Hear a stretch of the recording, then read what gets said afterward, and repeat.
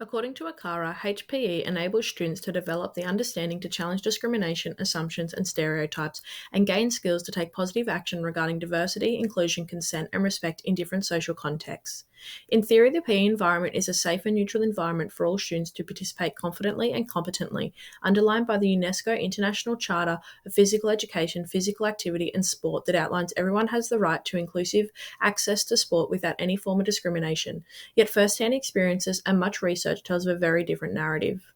If the theory provides a rationale of a just environment in which everyone is equal and physical activity is participated in confidently by all, why has 61% of same-sex attracted young people experienced verbal abuse and 18% physical abuse based on their sexuality? How can 80% of this abuse take place in a school setting? The PE environment has a lot to answer for in relation to these damning statistics provided by the state government of Victoria. Homophobia is the fear, hatred, discomfort with, or mistrust of people who are lesbian, gay, or bisexual. Bullying based on sexuality is an experience common to young people who are same-sex attracted or do not behave according to gender stereotypes. Students are victim to this bullying in PE due to gendered sports stereotypes, the perception of students' strengths correlating to their sexuality, and the violation of privacy in change rooms. Recording 1 explored the homophobic stereotypes and labels denoted to gay students in the 1990s at the all-boys boarding school he attended. The interviewee spoke of academic prowess or not comprising masculine traits such as being a talented footballer, leading to being labelled gay by peers, whereas having sporting ability automatically granted heterosexuality. Alternatively, the lady in recording 2, who attended high school in the 1970s, explained the discrimination through labelling a butch, dykes, or lesos when playing soccer, a so-called male space. However, also addressed the issue of men being labelled as a sissy, poofed, or a wog if they preferred to play soccer instead of rugby league. A study by Simmons et al. Reported that homophobic comments were most prominent within school sporting environments. This was evidenced by the 59.4% of students who heard these comments often or frequently in PE, and by over 50% of students in school sport. However, provided a reduction to 23.8% of students in club sport. Homophobic slurs are the basis for much of the verbal abuse encountered by LGBTQI+ students in PE, consolidated in both recordings. Simmons et al. Reiterates that during PE, 32.3% of students experience verbal abuse due to their sexual orientation, the highest incidence of verbal abuse across the 3 settings evident in Figure 1. Morrow and Gill echo Simmons's findings in their study investigating the hostile environments that lesbian and gay youth face in schools. These reported forms of homophobic bullying are congruent to those occurring in schools in the 1970s, where Roberts describes that homosexuality was not taught at schools and boarding schools assisted to institutionalize bullying. This verbal abuse that LGBTQI+ experience in PE exemplifies Norbert Elias's established outsider theory, whereby the minority outsider group, in this case students perceived as being homosexual, are discriminated against by homophobic heterosexual students being the dominant group. The individual and social habitus of heterosexual individuals have led to this established group, in which shared values and common beliefs are established over time, leading to stigmatization of outsiders, according to O'Brien et al., an interviewee 1 who disclosed that some teachers made obvious homophobic slurs. This creates an environment where homophobic behaviour becomes the norm as students see the behaviour modelled by their teachers. Additionally, interviewee 1 spoke of the posturing amongst teenage boys about what it is to be male and masculine, and noted that these opinions have been ingrained by others around them. Heterosexual individuals as a figuration have the social power and ability to diminish and ridicule those they perceive as different to them. Given same-sex relationships were not widely accepted at the time both interviewees attended school, granted power to the established dominant group within the school figuration due to societal norms the marginalised group were faced with. This provides the basis of the sociogenesis within figurational sociology, establishing the thoughts and behaviours of established groups over time. Sociogenesis refers to the ongoing process through which societal norms, structures, and institutions develop over time. Recording 1 demonstrated how this is evidenced in a practical setting, speaking of being targeted in a physical assault at 14 years of age because other boys perceived he was gay, a situation that Morrow and Gill found occurs regularly, signifying the established group exerting their dominance over the minority group. Additionally, these stereotypes compound the established group's beliefs and thoughts due to the long history and established beliefs of male and female sports and the habitus of PE teachers who are inclined to continue teaching and behaving in the same way as other teachers who are part of their in-group. The interviewee in recording 2 attended to gendered stereotypes in the habitus of PE teachers through their sport options in PE, enabling the established heterosexual group with the basis for their fantastical homophobic comments. Recording 2 explained that female PE options consisted of hockey, basketball, swimming, and tennis, where when playing hockey, students had to wear skirts, portraying femininity.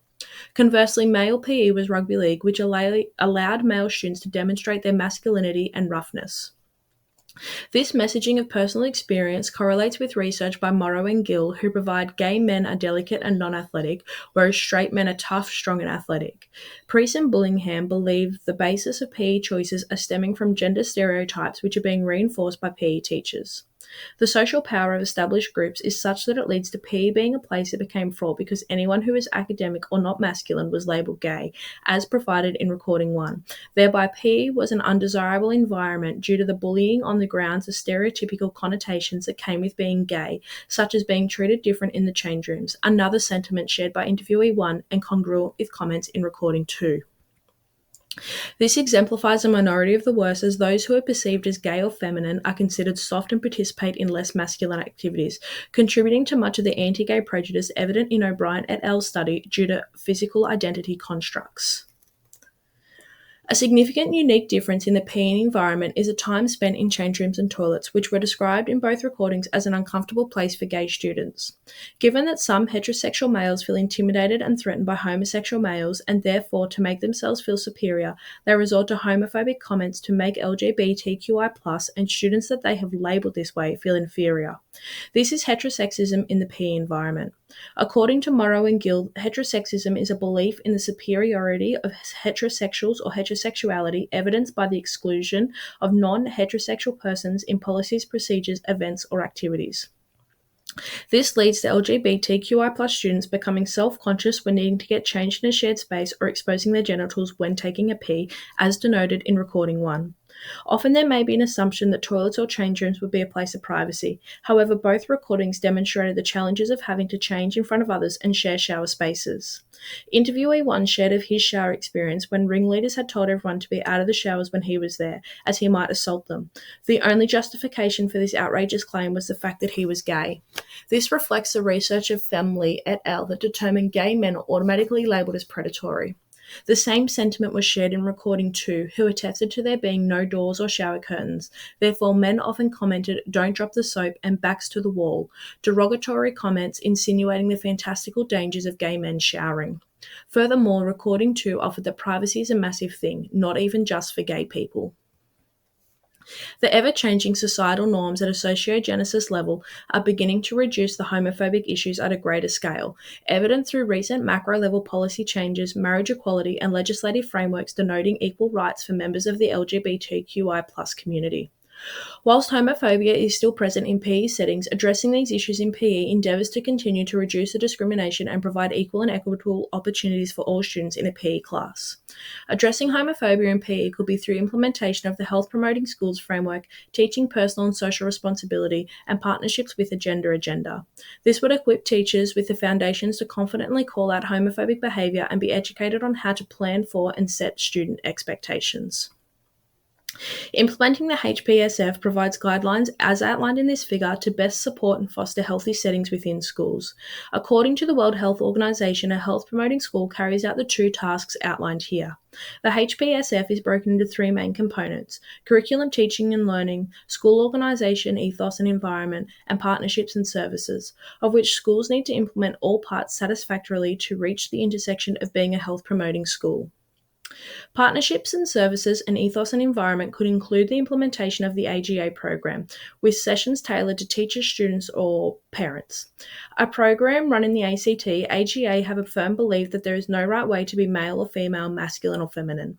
To this end, AGA work with the gender diverse community, their families and allies to increase public awareness and understanding of gender diversity issues. At a macro level in a school environment, this could be implemented through the offerings that AGA provide as shown on the screen. In my own classroom at a pedagogical and curriculum level, I will endeavour to implement Metzler's TPSR model into my PE lessons to address homophobia with links to the curriculum. The TPSR model consists of 5 levels as shown in this figure, beginning by focusing on level 1, respecting the rights and feelings of others. The environment I create in my PE lessons will be one where all students will have the right to be included, aligning with UNESCO's statement. This will be created through multiple sessions discussing respect and inclusion and ensuring that I am modelling and scaffolding this behaviour. This may be through allocating time for collaborative work, incorporating teaching styles like reciprocal or discovery as suggested by Pill et al. This includes facilitating group and class discussions during PE to ensure active student participation. Implementing TPSR will require students to complete an assessment at the end of lessons, granting an opportunity to reflect on their level of respect to others. In addition to these explicit pedagogical approaches to addressing homophobia, I would address casual homophobia and remarks made during PE lessons by calling out the behaviour. I would do this to ensure that others in the class know that this behaviour is not okay, but also with the hope of producing a teachable moment by raising awareness and educating the students about their behaviour, why it is misguided, and the impact it has on others, which was noted in both recordings as a strategy they believe would create a more inclusive environment. Implementing these strategies into my own personal teaching will ensure I am delivering quality physical education as it adheres to the Australian curriculum health and physical education content descriptors shown. Thank you.